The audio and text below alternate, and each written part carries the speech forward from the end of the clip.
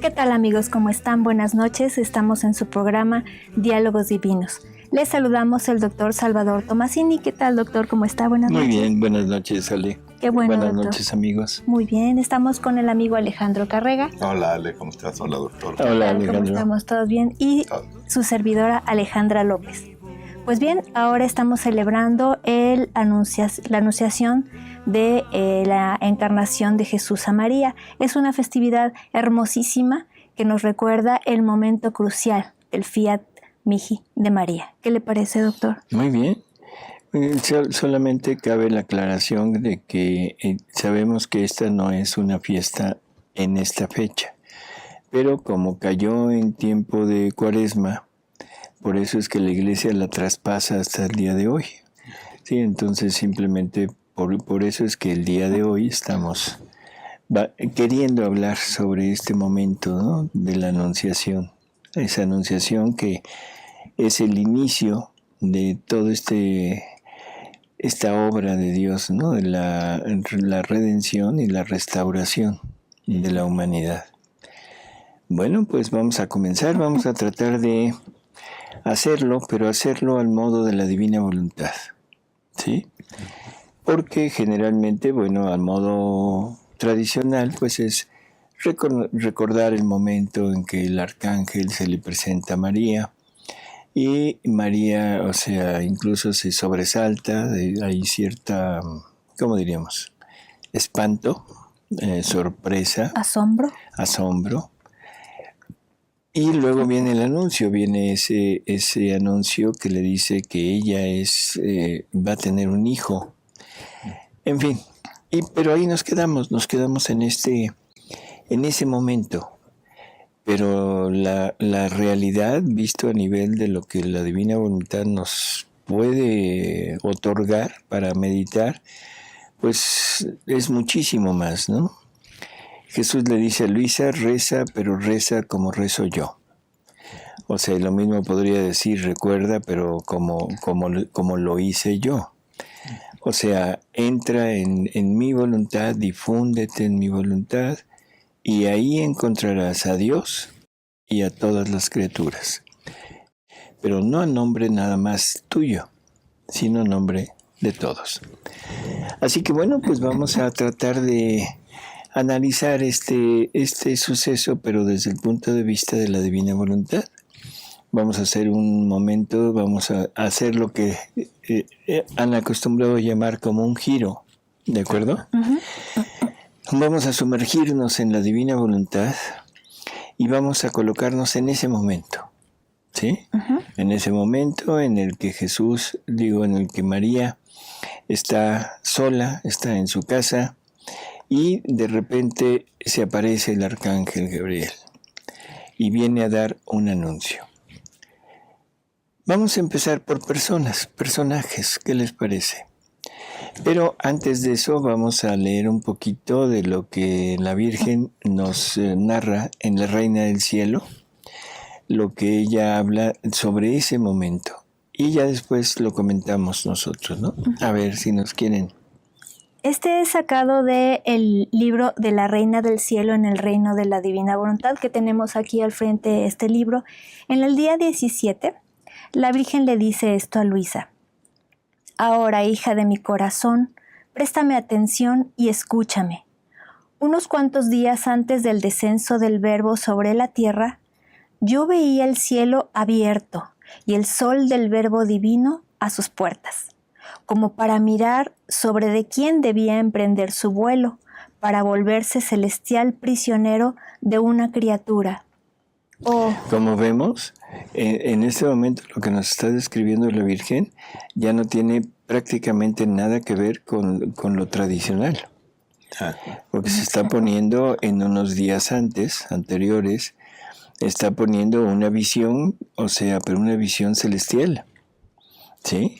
El sol, ese sol que implica que nos indica la divinidad, el Verbo, uh-huh, y que está pendiente de lo que va a suceder, ¿no? Así que esto ya sale totalmente de lo que hemos meditado y hemos repasado durante tantísimos años, ¿no? Seguimos. Ella sabía que necesitaba juntar los actos necesarios para la redención. No, ella sabía que ella era especial, o sea, en el sentido de que podía tener acceso al cielo, de que podía estar en compañía con la divinidad. Sabía que el Verbo tenía que encarnarse, sabía toda la culpa del hombre, del ser humano, sabía todo lo que Dios tenía que hacer, pero ella rogaba siempre, según nos explican en María Valtorta, rogaba por conocer a la futura madre, para ir a servirle. Ella quería servir para estar cerca del Redentor, ¿no? Así es, eso es lo que ella sabía. El resto no, que ella estaba completando los actos, todo eso no lo menciona en ningún lado, pero aparentemente no, porque eso era connatural con sus actos en la divina voluntad. Sí. Oh, cómo era bello verlo a las puertas del cielo, como vigilando y espiando a la afortunada criatura que debía albergar a su Creador, y a la Trinidad Sacrosanta observando la tierra.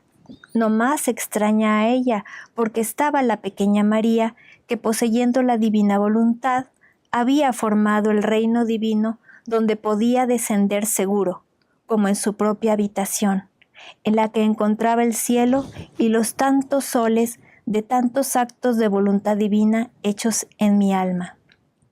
La divinidad regurgitó de amor y se quitó el manto de justicia que desde tantos siglos había tenido con las criaturas y se cubrió con el manto de misericordia infinita, y decretaron entre ellos el descendimiento del Verbo, y están en acto de hacer sonar la hora del cumplimiento.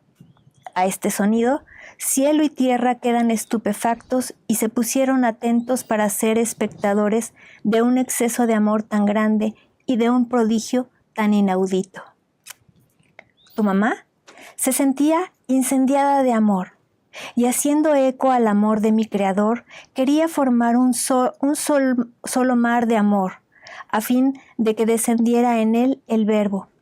Mis plegarias eran incesantes, y mientras oraba en mi habitación, un ángel viene mandado del cielo como mensajero del gran Rey, se me pone delante e inclinándose me saludó.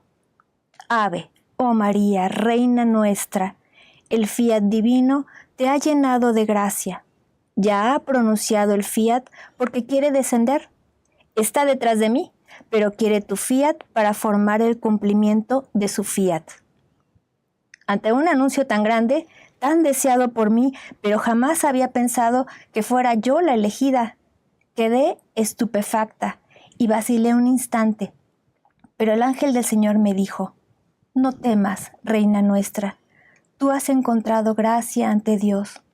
Tú has vencido a tu Creador. Por eso, para cumplir la victoria, pronuncia tu fiat. Yo pronuncié el fiat, y ¡oh maravilla! Los dos fiat se fusionaron y el Verbo divino descendió en mí. Bueno, hemos oído lo que la Virgen está narrando. Vamos a tratar de ver. Vamos a tratar de ponernos en cada uno de los personajes. Primero en el arcángel. El arcángel es un enviado, es un mensajero, por lo tanto tiene el encargo de venir y anunciar lo que Dios, la divinidad, le quería comunicar a María. Imaginemos el gozo inmenso de este personaje, de este arcángel, en el hecho de ponerse ante su reina, como así lo pone, ante su reina, y de llevar el anuncio, llevar las palabras de la divinidad a aquella criatura que estaba destinada para ser la madre del Verbo. Algo muy curioso, el Verbo está atrás de mí. Ajá. O sea, como quien dice, viene conmigo, está aquí esperando, pero esperando tu sí. Ese es el punto clave. Y luego el saludo. Es un saludo que si lo tomamos así como simplemente dicho, bueno, sí es el saludo que da el arcángel. No, es el saludo que da Dios. Es Dios quien está dándole ese saludo a aquella criatura que es la Virgen. Y le da un saludo que es, para el tiempo, es un saludo imperial. Porque era un saludo que se le otorgaba nada más a los emperadores y no era una cosa común para el pueblo. Pero ahí Dios se está dirigiendo a la Virgen como emperadora, como emperatriz, como reina, ¿sí? Y es Dios quien lo está haciendo. Lógico, el ángel debe haber estado pleno de gozo, y ese gozo se lo transmite a María. Entonces, primera cosa que deberíamos de meditar en este día es ese gozo de este arcángel y dárselo a María como una retribución a ese sí que va a dar. Y decirle, Madre, aquí te doy este gozo, este anuncio, esto que el arcángel trae consigo, te lo doy para tu mayor gloria. Te lo doy para que tu felicidad aumente en el cielo. Después nos ponemos en quién. Pues en María, ¿no? Claro. Lógicamente. María recibe este mensaje y lo primero, o sea, se asombra porque ella sabía perfectamente todo lo que tenía que pasar, menos que ella iba a ser la madre. Lógico, cuando ve el arcángel y oye aquel anuncio, la sorpresa que se lleva, ¿no? Sí. De saber que ella es la elegida para ser la madre de su creador. No es que se espante, se asombra, ¿sí?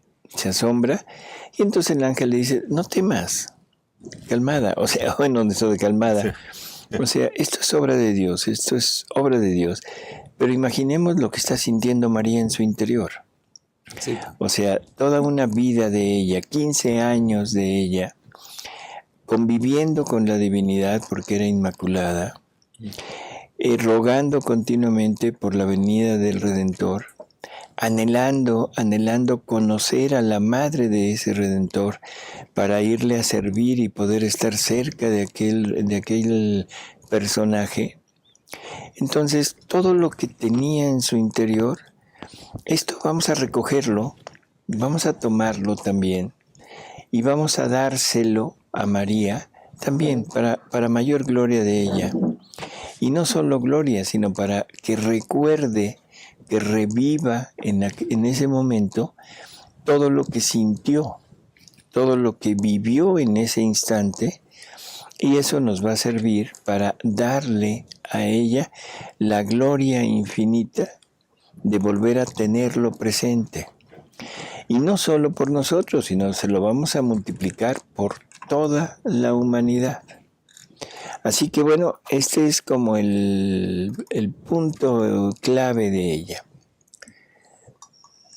Posteriormente, ¿qué personaje vamos a analizar? ¿A José? No, vamos a José. No, vamos a analizar al Espíritu Santo. El Espíritu Santo también está ahí. Porque el Espíritu Santo es el encargado de comunicarle a María esta divinidad. Y el Espíritu Santo está esperando el momento en el que la Virgen diga Fiat mihi, y en ese momento el Espíritu Santo, que es el amor divino, yo diría explota de gozo, o sea, perdón por la expresión, pero explota de gozo y entra en María porque es la primera mujer, el primer ser humano en que va a poder hacer desahogo completo de todo lo que él tiene en su interior. Y el desahogo completo de lo que él tiene es vida divina. Entonces, el Espíritu Santo es el encargado de tomar de la tierra de María, o sea, nos dice Jesús, 5 gotas de sangre para formar su pequeño cuerpecito, y poder tener aquella pequeña humanidad totalmente formada, con sus miembros bien perfectamente formados y pequeñísima como el tamaño de una avellana. Cuando menos así nos lo dice. María no estaba embarazada. Esto que quede perfectamente claro. Por lo tanto, la humanidad del Verbo es formada por la potencia divina puesta en el Espíritu Santo, y Él es el que lleva a cabo esta obra. Es la obra en donde el Espíritu Santo hace desahogo completo de todo lo que Él tiene. Y toda su misión, que es comunicar aquello, se ve en aquel momento, se ve completada. Y lógico, el desahogo de amor divino de Dios a través de la obra del Espíritu Santo en María debe haber sido una explosión inmensa de gozo, de bienaventuranzas. No sé, me faltan las palabras para tratar de describir lo que pasó en aquel momento. Pues hasta más grande que la creación, yo creo, ¿no? Bueno, es que en ese momento, no es que sea más grande, ese momento se repite la creación. Se repite. La creación del género humano había empezado en Adán, pero Adán lo malogra. Adán pierde falla en la prueba, y toda su generación, a partir de él, de Adán, es una generación que queda total y absolutamente fuera del plan de Dios. Tan es así que ninguno de ellos, de los del Antiguo Testamento, por muy santo que fuera, se pudo salvar. Todos se fueron al seno de Abraham a esperar la redención para que Jesús los pudiera sacar de ese lugar. Así que en María, aquella creación de aquella pequeñísima humanidad del Verbo, en ella, en esa humanidad estamos toda la humanidad. Ahí renace nuevamente la humanidad y se forma nuevamente una nueva creación de la humanidad, pero una humanidad ya redimida. Ya no la humanidad anterior, que era una humanidad que estaba totalmente fuera del plan de Dios. ¿Sí? No sé si se entiende. Ese momento es el momento de la nueva creación. Sí. Y ahí renacemos todos, y ahí Dios vuelve a instaurar su plan, pero en una humanidad diferente. Pero ahí están incluidos desde Adán, los profetas, los patriarcas. Los rehace también. Hasta el último hombre que nazca en la tierra. Así es. Okay. Sí, entonces, bueno, esto lo podemos, este trabajo del Espíritu Santo, vamos a leer un poco de eso. Ajá. Dice... ¿En qué número? Es el Libro del Cielo 16:4, de julio 18, 1923. Dice en el párrafo 3: en cuanto la potencia divina formó esta pequeñísima humanidad, tan pequeña que podía compararse al tamaño de una avellana, pero con los miembros todos proporcionados y formados, el Verbo quedó concebido en ella. La inmensidad de mi voluntad, encerrando todas las criaturas pasadas, presentes y futuras, concibió en ella todas las vidas de las criaturas, y conforme crecía la mía, así crecían ellas en mí. Así que mientras aparentemente parecía solo, visto con el microscopio de mi voluntad, se veían en mí concebidas todas las criaturas. Sucedía de mí como cuando se ven aguas cristalinas, que mientras parecen claras, vistas con el microscopio, ¿cuántos microbios no se ven? Fue tal y tanta la grandeza de mi concepción, que la gran rueda de la eternidad quedó conmovida y estática al ver los innumerables excesos de mi amor, y todos los prodigios unidos juntos. Los excesos de su amor. ¿A qué se estará refiriendo? Primero, al concebirnos en Él, al asumirnos en Él, ¿sí? O sea que el Espíritu Santo en ese momento, aquella pequeña humanidad, la forma, pero la forma con todos nosotros. Sí. Porque nosotros somos prácticamente miembros del cuerpo de Jesús. Jesús es la cabeza y nosotros somos los miembros. Y aparte, si recordamos la novena de Navidad, Jesús nos dice que en cuanto fue concebido, en ese momento nos asume a todos y nos asume con todo y nuestras culpas para empezar a pagar y a rehacer al hombre. Sí, al principio estábamos todos en Adán y caímos todos con él. Caímos todos con él y ahora nos sacan de ahí y nos ponen ahora en el seno de María. Y de acuerdo a lo que está diciendo aquí Jesús, podemos entender que María es mi verdadera madre, porque de alguna manera yo estuve presente en el seno de María.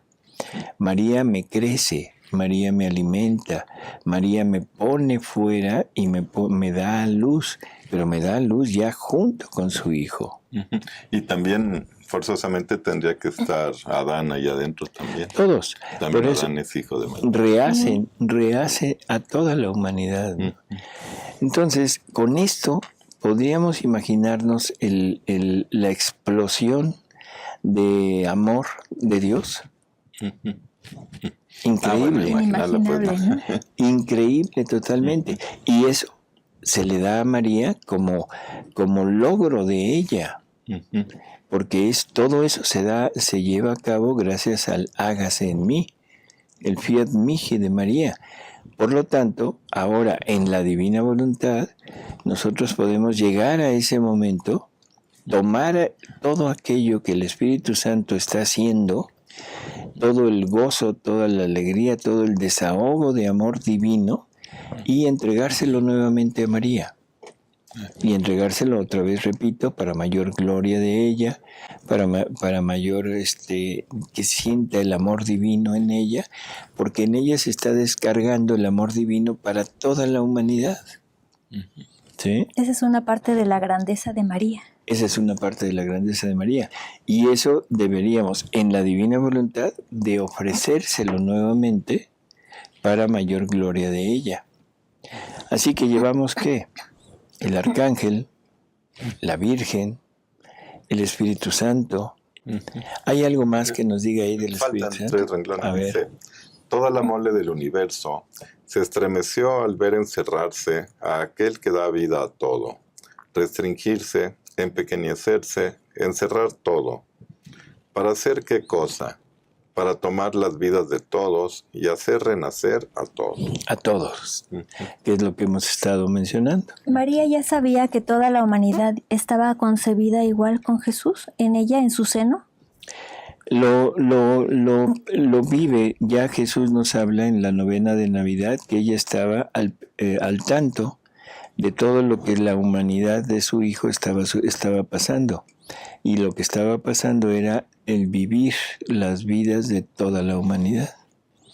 Sí, así que sí estaba presente. Después de esto, si recordamos las palabras del arcángel, el Verbo estaba atrás de él, esperando. ¿Qué sentiría? Son locuras mentales, perdón. ¿Qué sentiría el Verbo? Ya vimos lo que podría sentir el Espíritu Santo en el estar llevando a cabo toda su obra. Pero ahora, ¿qué sentiría el Verbo esperando ese sí de María? Una emoción tremenda. Una emoción divina, una espera divina, una, ¿cómo diríamos? Ansiedad divina de decir, sí, madre, ya, dilo.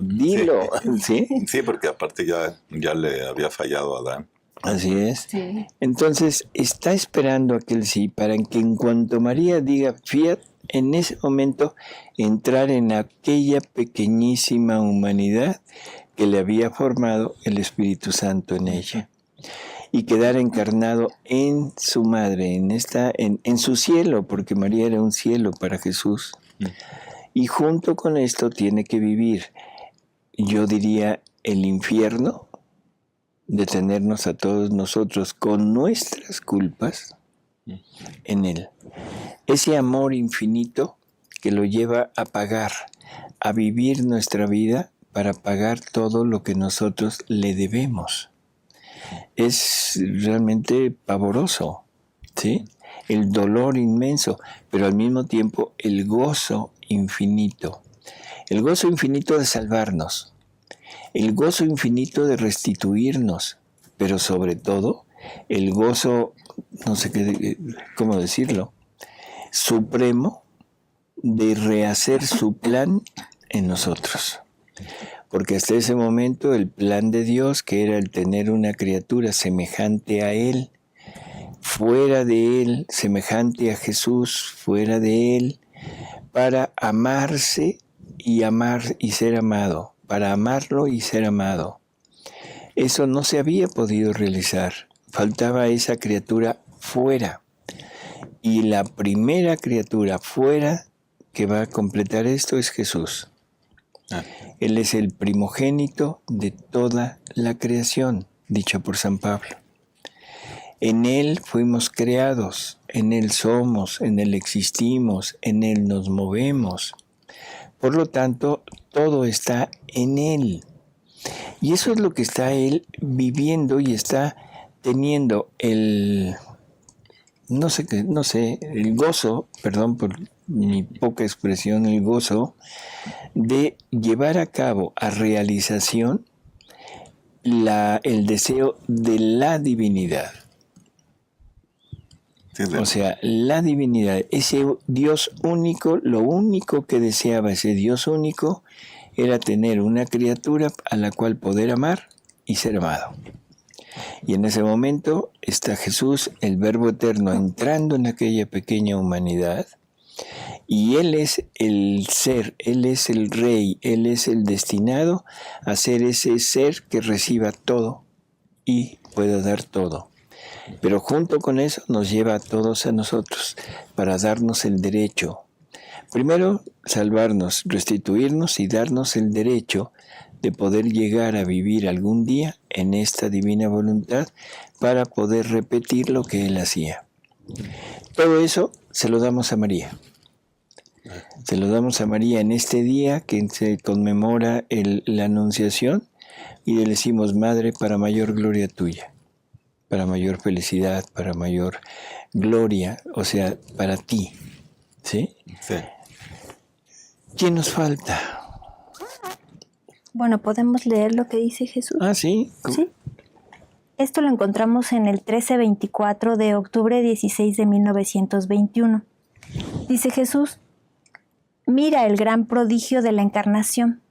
En cuanto fui concebido y se formó mi humanidad, así hacía renacer a todas las criaturas en mí.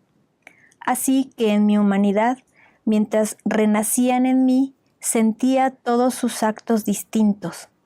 En la mente contenía cada pensamiento de criatura, buenos y malos.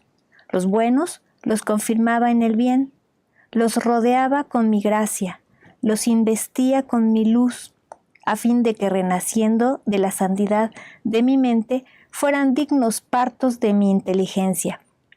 Los malos los reparaba, hacía la penitencia que les correspondía, multiplicaba mis pensamientos al infinito, para dar al Padre la gloria por cada pensamiento de las criaturas.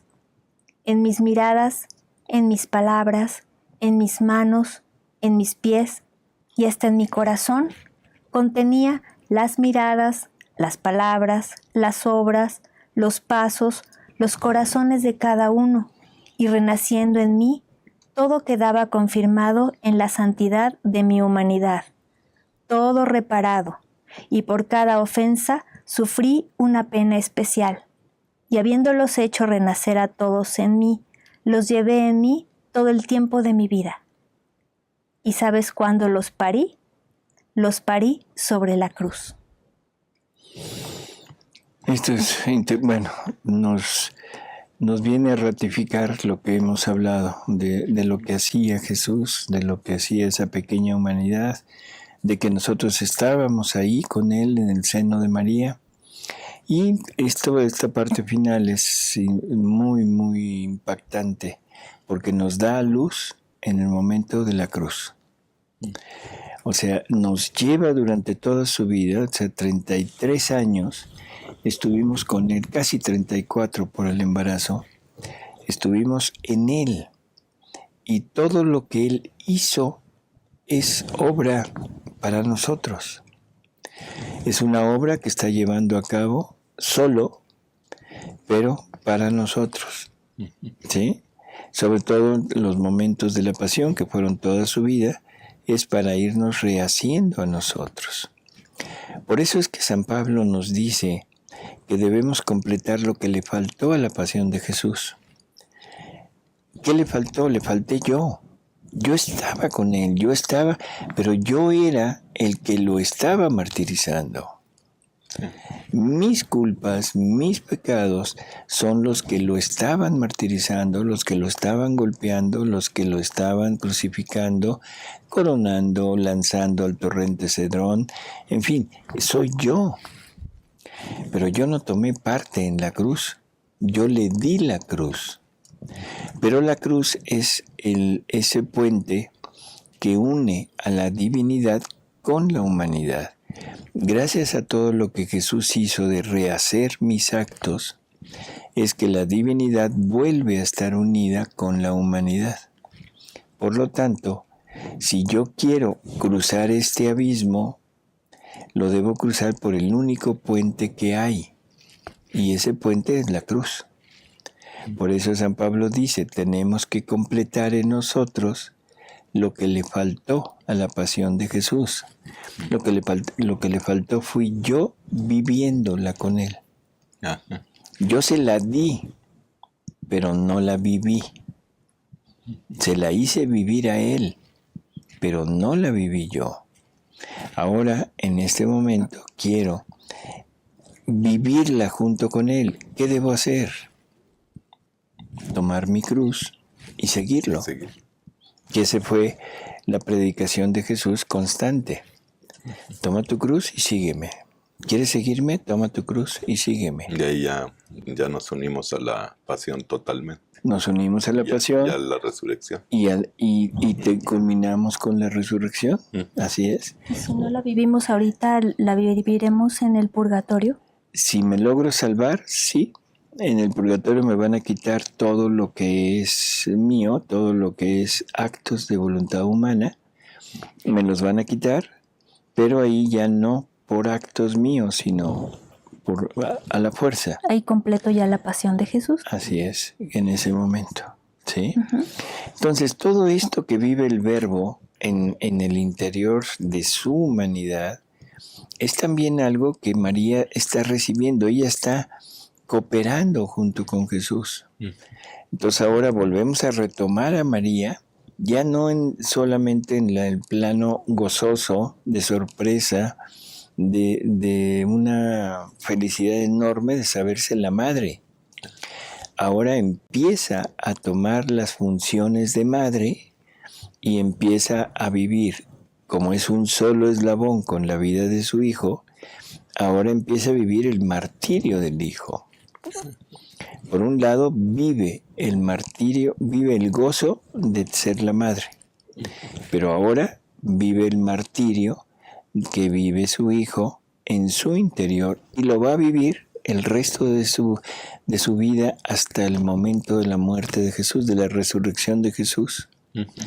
Y al mismo tiempo el gozo, porque los sufrimientos de Jesús le están otorgando la salvación de todos nosotros, que a final de cuentas somos sus verdaderos hijos. Entonces es una mezcla de dolor y gozo infinitos, y que nosotros ahora podemos tomarlos y hacer dos cosas.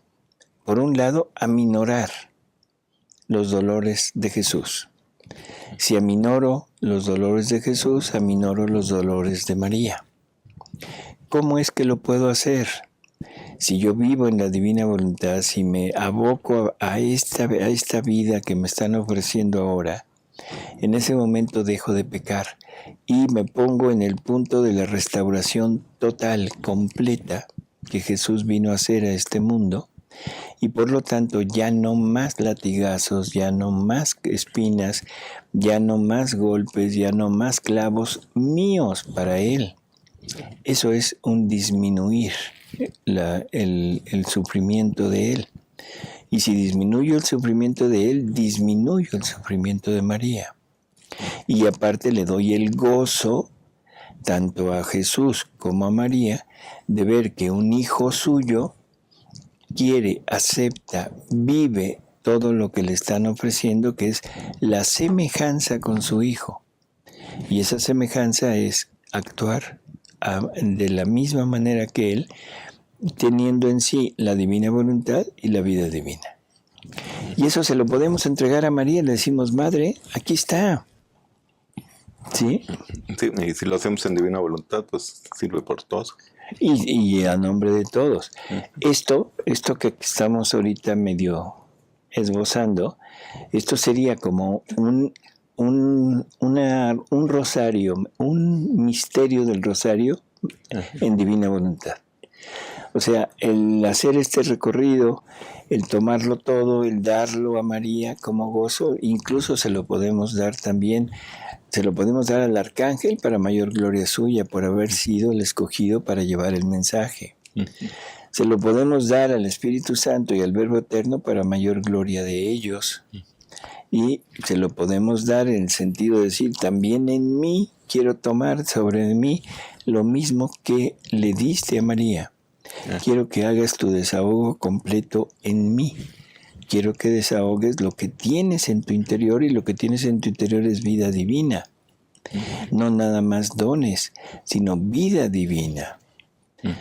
Y con esto podemos entender que ese misterio de este rosario se va a ir al infinito. Al infinito. Y es un darle a modo divino el rehacer aquello y el dárselo para gloria de todos. ¿Sí?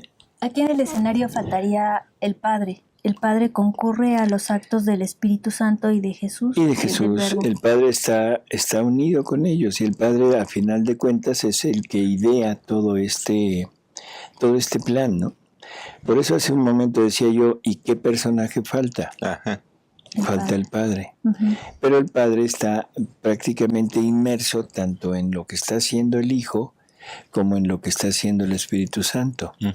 Por lo tanto, el desahogo completo del Padre se está llevando a cabo a través del Espíritu Santo, y la corona de la obra de la creación y el gozo inmenso de tener ya su plan finalizado es a través del Hijo. ¿Sí? En fin, es una apoteosis, no es nada más el anuncio de María, a María. Sí, es toda la Trinidad activa y gozosa. Y toda la corte celestial, estaban ahí todos, ¿no? Bueno, eso ya es los espectadores, ¿no? Que están viendo y están gozando todo esto. Igual que nosotros lo podemos gozar si lo hacemos realmente meditado, bien, a conciencia. Empezaremos a sentir el mismo gozo que sintió toda la corte celestial en ese momento. Así que bueno, esto es un ejemplo de lo que sería como un rosario meditado. Bueno. Sí, y en vivo. Y en vivo. Y en acto. Y en acto. Así es. Ahora, todo esto sucede en un momento de la historia en que el pueblo judío estaba prácticamente oprimido, en que el pueblo judío estaba pues sojuzgado por los romanos, en donde había muchos anhelos de liberación, muchos anhelos de poderse desprender de aquel yugo, y donde el mundo entero estaba prácticamente fuera totalmente del plan de Dios, ¿no? Cantidad de cosas que pasaban, de gobernantes que había en un momento dado, y gobernantes que no tenían una noción de religión, una noción de esto que estaba pasando, y que su único afán era sojuzgar al pueblo, y que era su único afán el enriquecerse. Y todo esto era como el preámbulo a ese anuncio que venía, ¿sí? De esta misma manera estamos en el mismo situación. Cuando Jesús empieza a hablarle a Luisa, pues estaban más o menos en esa situación, guerra con los otomanos, 2 guerras con ellos, disturbios, cambios sociales dentro de Italia, la revolución, cambios sociales tanto dentro empezaba esa, ¿cómo diríamos?, esa debacle de los principios divinos, ¿no? El divorcio, que era una de las cosas a las que Luisa se opuso terminantemente. Luego las guerras mundiales, en fin, todo eso que va contribuyendo a ese estado en donde al final de toda la vida de Luisa se instaura el reino. O sea, el reino no se instaura antes, se instaura en el final, porque existía la remotísima posibilidad de que Luisa se saliera, porque la libertad a su voluntad nunca se la quitaron. Y Jesús le dice, porque ella un día le dice, oye, tanto me hablas de tu voluntad, pero no se ve ningún resultado, no se ve nada. Entonces Jesús le dice, mira, es que de ti va a pasar lo mismo que pasó de mí. O sea, hasta el momento de mi muerte, prácticamente poco se hablaba, pocos me conocían, pero el momento de mi muerte es lo que abre este campo, porque se completa la redención. Aquí contigo va a pasar lo mismo. Hasta el momento de tu muerte es cuando este reino empezará a difundirse. Por lo tanto, tenemos una similitud de épocas. Sí. Una similitud de aquella época con una similitud de esta época. Y Jesús nos habla de esa similitud. ¿Sí? Entonces yo quisiera que si nos pueden leer esta parte, porque es muy interesante, es muy interesante, y vamos a ver que las similitudes son extraordinarias, ¿no? Sí, es en el 30-10 de enero 3, 1932. Dice, es verdad que los tiempos son tristes, habla Jesús. Los mismos pueblos están cansados, se ven cerrados todos los caminos, no encuentran camino de salida, aún para los necesarios medios naturales. Las opresiones, las exigencias de los gobernantes son insoportables. Justa pena por haber elegido por gobernantes hombres sin Dios, de mala vida, sin justo derecho para ser cabezas, que merecían más una cárcel que el derecho de regir. Muchos tronos e imperios han sido arrollados, y los pocos que han permanecido están todos vacilantes y a punto de destruirse. Así que la tierra permanecerá casi sin rey, en manos de hombres inicuos. Pobres pueblos, pobres hijos míos, bajo el régimen de hombres sin piedad, sin corazón, y sin la gracia de poder servir de guía a sus dependientes. Se está repitiendo la época del pueblo hebreo, que cuando yo estaba próximo a venir sobre la tierra, estaba sin rey, y estaba bajo el dominio de un imperio extranjero, hombres bárbaros e idólatras que ni siquiera conocían a su Creador. Sin embargo, era esta la señal de mi próxima venida en medio a ellos. Espérame tantito.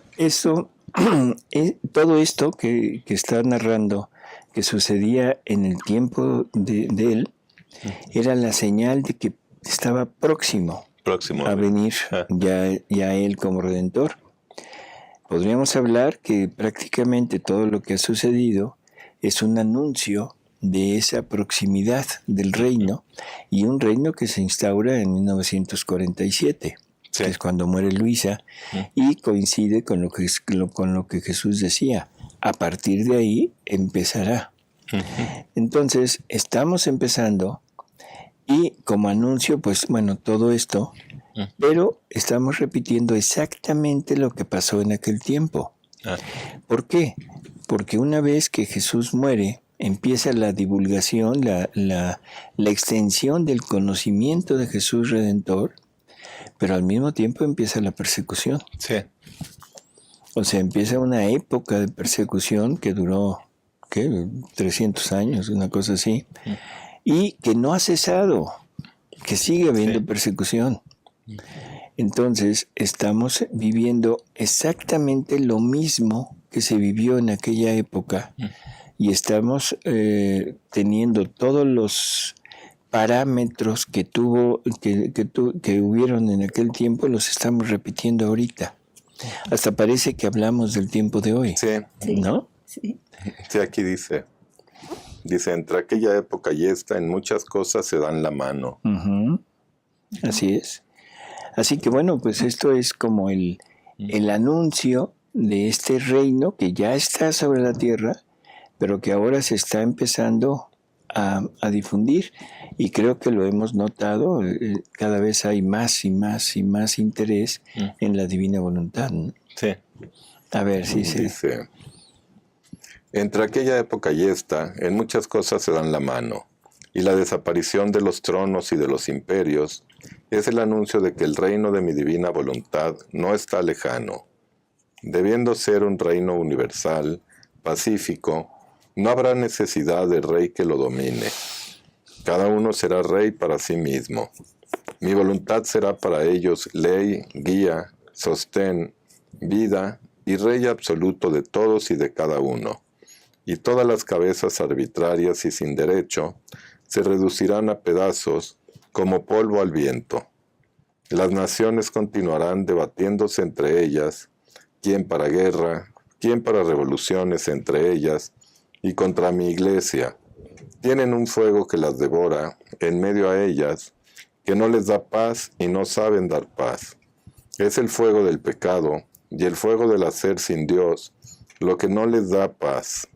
Y no harán jamás la paz si no llaman a Dios en medio a ellos, como régimen y vínculo de unión y de paz. Y yo los dejo hacer, y haré tocar con la mano qué significa hacer sin Dios. Pero esto no impide que venga el reino de mi fiat supremo. Estas son cosas de la criatura, del bajo mundo, que mi potencia cuando quiere, arroja por tierra y destruye. Y hace surgir de la tempestad el cielo más sereno y el sol más refulgente.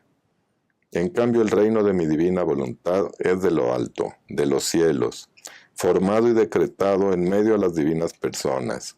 Ninguno nos lo puede tocar ni destruir. Bueno, yo creo que con esto podemos entender lo que hemos estado diciendo, ¿no? Esta cercanía y esta similitud con lo que pasaba en aquel tiempo, con lo que pasa ahora. Así que bueno, pues estamos en este momento de decisión, en este momento en que este reino se está expandiendo y pues solamente nos queda conocerlo y si realmente incide en nosotros, seguirlo. Aquí lo preocupante es que dice Jesús, dice Dios que los haré tocar con la mano lo que es hacer sin Dios. Bueno, yo creo que, por ejemplo, ahorita lo estamos tocando con la mano. Es muy preocupante. O sea, ya no es algo futuro, ya es algo actual. O sea, estamos tocando con la mano lo que es vivir sin Dios. Vivir sin Dios en donde las leyes de Dios se han quitado, en donde lo bueno, lo que Dios había mandado se ha convertido ya prácticamente en vicio, y el vicio se ha convertido en verdad. Así que en realidad lo estamos tocando y lo estamos viviendo. Lo preocupante para mí es que no hacemos nada. Eso es lo preocupante. No hacemos nada por oponernos a esta ola de, no sé cómo decirlo, de maldad. Y no me refiero a salir a las calles. Me refiero a esto que Jesús nos pone, a esto que Jesús nos pide a través de los escritos. Es vivir en su voluntad, porque eso es lo que va a derrotar al mal allá afuera. No son las marchas, no son los meetings, no son las pancartas, no son nada de esto. Debe ser un total y absoluto triunfo, pero espiritual. No puede ser de otra manera. Así que bueno, creo que hay preguntas, ¿no? Ahora no hemos... Sí, bueno, es que para no cortar lo que iba, pero Cintia pregunta que cómo que la Virgen no estaba embarazada. Dice que no comprendió a la perfección. Sí, o sea, estábamos hablando de que el Espíritu Santo entra en María y ahí forma la humanidad de Jesús. O sea, es una formación en ese momento. O sea, no es que María estuviera embarazada. A eso es a lo que nos referimos. Es la formación de la humanidad del Verbo gracias a la potencia divina, tomando de la tierra de María y formando esa humanidad. Al decir tierra de María lo estamos semejando, esa similitud que hay con la creación del hombre, en que Dios toma de la tierra del mundo y forma la humanidad de Adán. Sí, son varios comentarios que tengo, pero de pregunta era nada más. Era la única. Nada más, sí. De todos modos, si queda alguna pregunta, el miércoles la podemos contestar, claro que sí. Bueno, pues creo que esperemos que esto haya sido pues ilustrativo, que nos haya abierto un poquito ese panorama de lo que es la meditación y que no se limita nada más al hecho, sino al penetrar en la criatura, al penetrar en aquellos seres y tratar de percibir qué es lo que estaba pasando en ellos y de alguna manera también tratar de revivirlo junto con nosotros para dárselo. Pregunta Edith, ¿se puede pedir vivir en la divina voluntad a través de la Santísima Virgen María? Sí, en el libro de la Reina del Cielo, la Virgen le pide a Luisa, o sea, que le pida a ella que la ayude. O sea, tú dime que entrégame tu voluntad y yo te ayudo, yo te llevo, yo te doy la mía. Y dice la mía. Es la misma. Que es la misma de la divina voluntad. Sí, cómo no, puede usted pedir perfectamente a través de la Virgen. Y ahora también ya tenemos a Luisa. También. Para estar con toda la familia. Así es. Amigos, les informamos que el libro de la Reina del Cielo en el Reino de la Divina Voluntad, el que comentamos en el programa, lo pueden también descargar en la página de El Tercer Fiat, que es www.tercerfiat.com. Ahí lo pueden encontrar y seguir a la Reina del Cielo. Gracias. Bueno, amigos, pues vuelvo a repetir, un gusto haber estado con ustedes y agradecerle a Alejandro. Gracias. Alejandra. Gracias, doctor. Gracias por estar con nosotros. Y a ustedes, amigos, por seguir asistiendo a estos programas.